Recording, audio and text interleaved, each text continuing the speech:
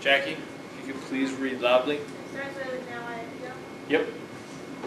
Now I appeal to you, brothers and sisters, by the name of our Lord Jesus Christ, that all of you be in agreement and that there be no divisions among you, but that you be united in the same mind and the same purpose. For it has been reported to me by Chloe's people. Chloe's people that there are quarrels among you, my brothers and sisters. What I mean is that each of you saying, I believe to Paul, I belong to Paul, or I belong to Apollos, or I belong to Cephas, or I belong to Christ. Has Christ been divided? Was Paul crucified for you, or were you baptized in the name of Paul? I thank God that I baptized none of you except Crispus, sorry. and Gaius, so that no one can say that you were baptized in my name. Okay, stop there. What we have here seems to be feelings of superiority.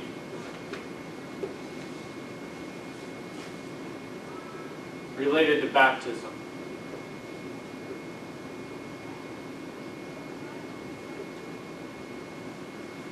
Right? Apparently, Paul was telling them that when they convert, one of the things that they need to do is to become baptized.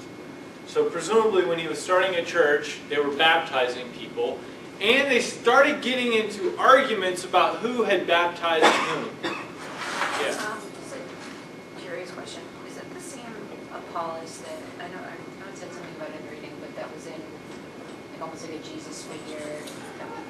No, it's a different one. You're thinking of Apollonius? Oh, yeah. No, that's different. Apollos is also a god, but this is just a person named Apollos. Presumably what had been happening, and of course we have to reconstruct because we only hear one half of the message. We don't have the letter that they wrote to Paul, but presumably something like this happened. Paul went there, baptized somebody, that person baptized other people, those people baptized other people, and then people started getting in fights. So like, let's say that Paul baptized two people, Cephas and Anthony, and Anthony baptizes two people. Anthony baptizes Sabrina and Rachel. And then all these people start getting arguments. Well, I was baptized by Rachel. Who baptized you? Oh yeah, well I was baptized by Paul himself. Well, I was baptized by Anthony. That's not too bad, right? They start getting in fights over who baptized whom.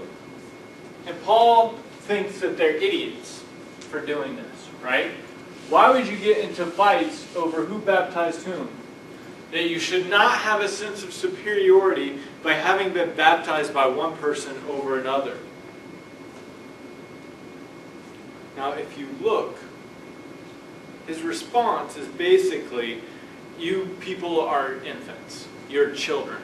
So look on, he talks about this for a long way. We're not going to read the whole thing, but look at chapter 3. Chapter 3, verse 1. If you look in chapter 3, verse 1, he says, "And so, brothers and sisters, I could not speak to you as spiritual people, but rather as people of the flesh, of infants in Christ. I fed you with milk, not solid food, for you were not ready for solid food." It's like, I didn't go into great depth when I gave you my message when I first visited, because you people were like little babies who were not ready for real food. I could only feed you milk. And apparently, this has led to you coming to some misunderstanding. Even now, you are still not ready, for you are still of the flesh. Right? You're still confused. They're like the disciples in the Gospel of Mark who don't understand anything that Jesus says. Right? He says the Pharisees are the bread of life. Or no, the Pharisees are the yeast or something like that. And they're like, oh, he's saying that because we forgot our lunches today. These guys don't get it. "For as long as there is jealousy and quarreling among you, are you not of the flesh and behaving according to human inclinations? For when one says, I belong to Paul, and another, I belong to Apollos, are you not merely human?" Right? They're working at the level of the flesh, not at the level of the Spirit. Verse 5. "What then is Apollos? What is Paul? Servants, through whom you came to believe, as the Lord assigned to each. I planted, Apollos watered, but God gave the growth. So neither the one who plants nor the one who waters is anything, but only God who gives the growth. So he uses this gardening metaphor, right? Paul's like, I planted a seed in the garden. Anthony came over, he watered the seed, but neither of us are really responsible because who makes the garden grow? God, right? Or Jesus, yeah, because they're the same person. It's okay. Not like Anthony and I, we don't matter. What really matters is God. You guys are caught up in divisions that are completely irrelevant. We should all think of ourselves as children of God, not children of Paul, Apollos, Cephas, or whatever. So the divisions you're focusing on are stupid. If you look on chapter 3, verse 21. Chapter 3, verse 21. So, let no one boast about human leaders. Do not be caught up in the individual human leaders. Look instead, of course, to Jesus. For all things are yours, whether Paul or Apollos or Cephas or the world of life and death or the present or the future, all belong to you, and you belong to Christ, and Christ belongs to God, right? He's suggesting you're not going to be ahead or behind in the kingdom of heaven depending on who baptized you. You're all going to get the whole thing, whether or not it was me or some other person. A second issue.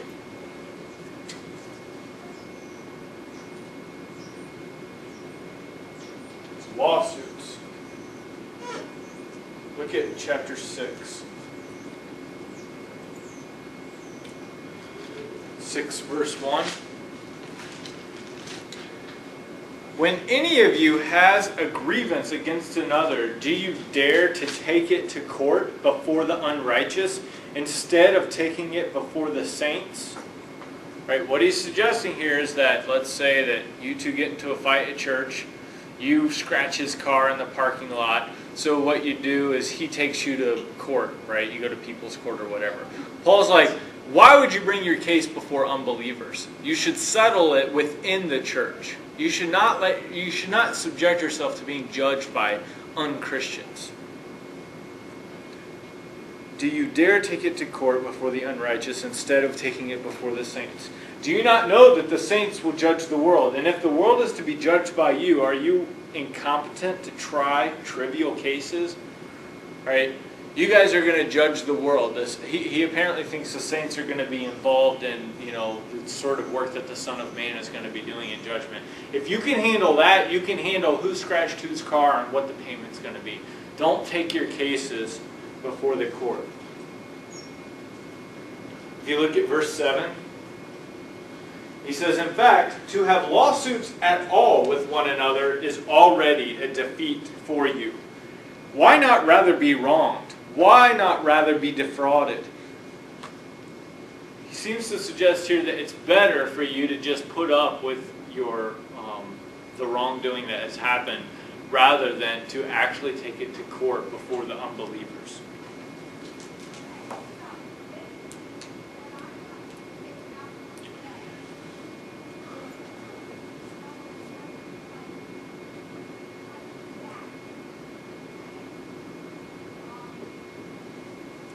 Then we have the guy who's sleeping with his mother-in-law. If you look at chapter 5, starting with chapter 5, verse 1.